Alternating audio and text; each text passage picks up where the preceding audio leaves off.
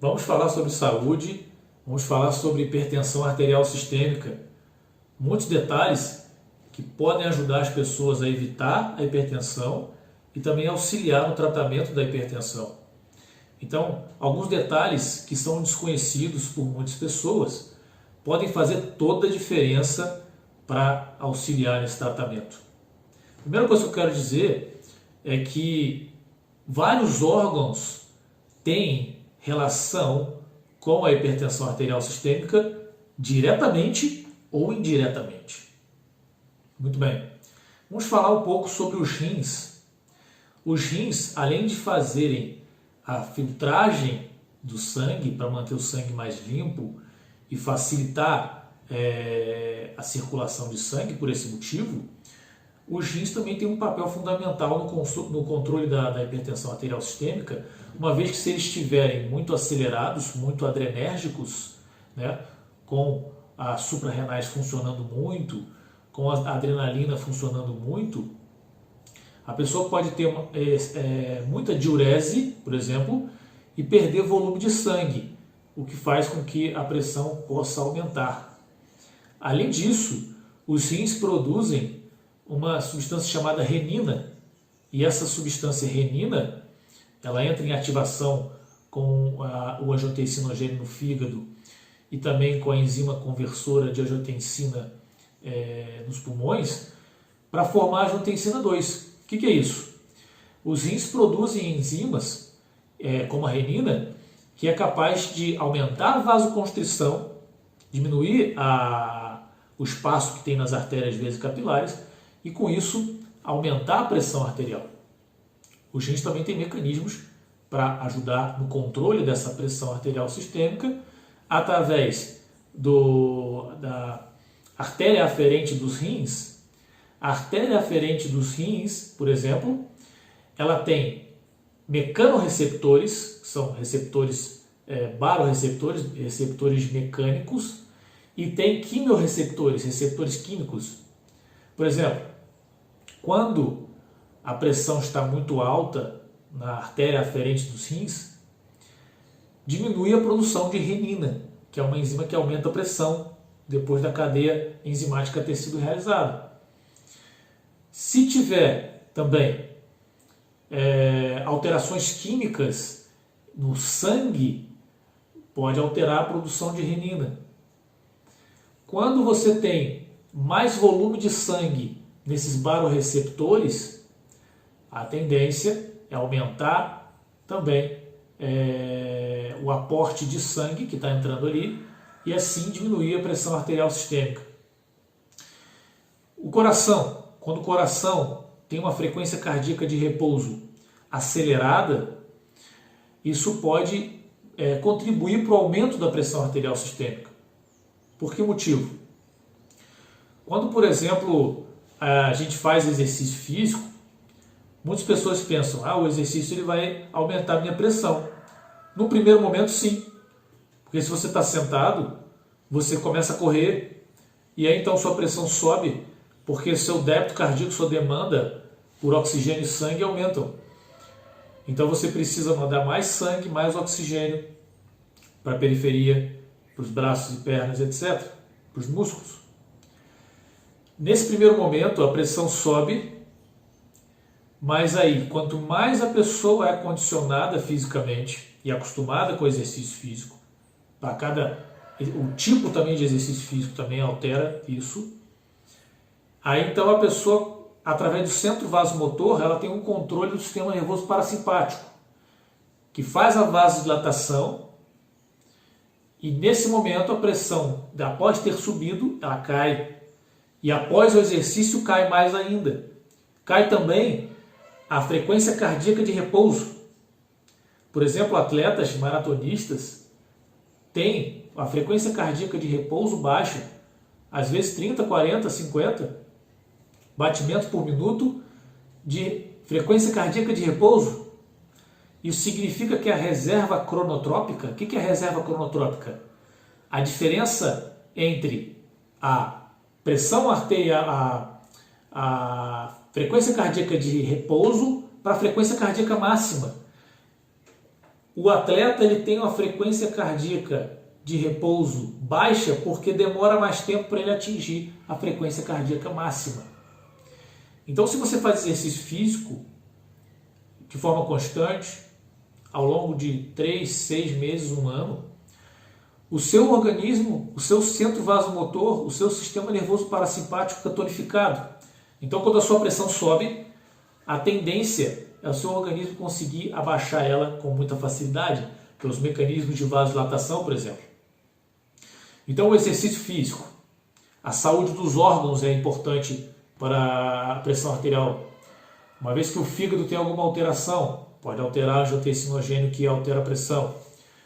Uma vez que a pessoa tem uma DPOC, uma doença pulmonar obstrutiva crônica, como o exemplo da bronquite, a pessoa pode ter alteração na pressão arterial sistêmica porque a enzima conversora de angiotensina, que tem nos pulmões, altera a pressão.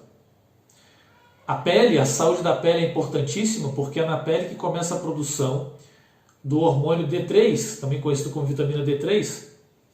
Então a pele produz a 7-desidrogenase para iniciar a produção da vitamina D3 e a vitamina D3 é um potente hipotensor. Importante, o sol é um potente hipotensor. Assim como a saúde da pele, do fígado e dos rins vai auxiliar também no controle da pressão arterial. A hemodinâmica. O que significa a hemodinâmica?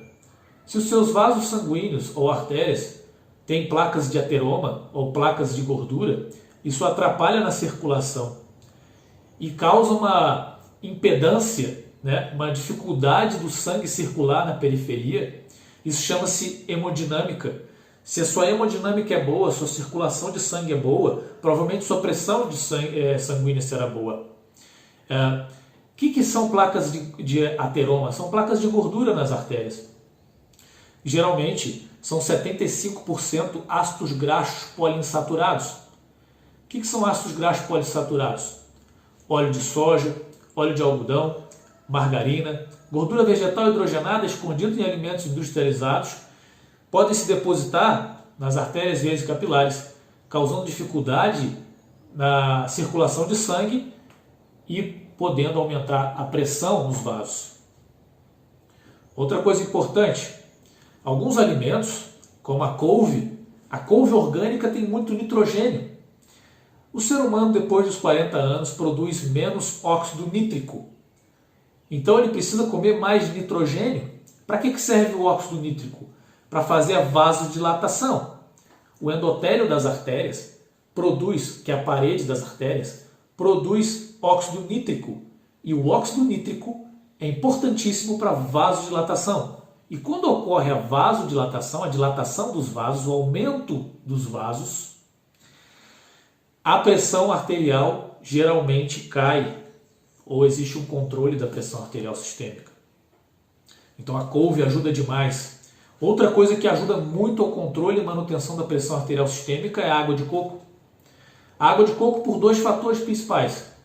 O pH, que é o potencial hidrogênio iônico, está igual ao do sangue, é um pH 7,4.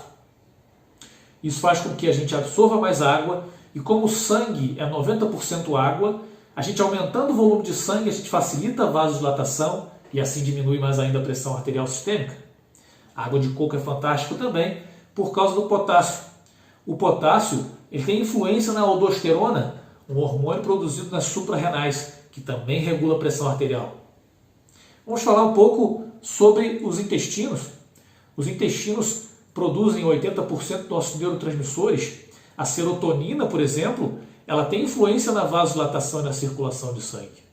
Também tem influência no sono, que é importantíssimo para o controle da hipertensão arterial sistêmica. Não podemos esquecer de forma alguma da questão espiritual. Quando a gente pega o Carroll de fisiologia ou Guyton de fisiologia, a gente tem o corpo humano como um conjunto de reações químicas. Essas reações químicas somos nós, segundo a medicina mecanicista. Mas na medicina antiga, nós somos seres espirituais e com uma consciência que interfere no nosso sistema nervoso, nosso sistema imunológico, em toda a nossa saúde.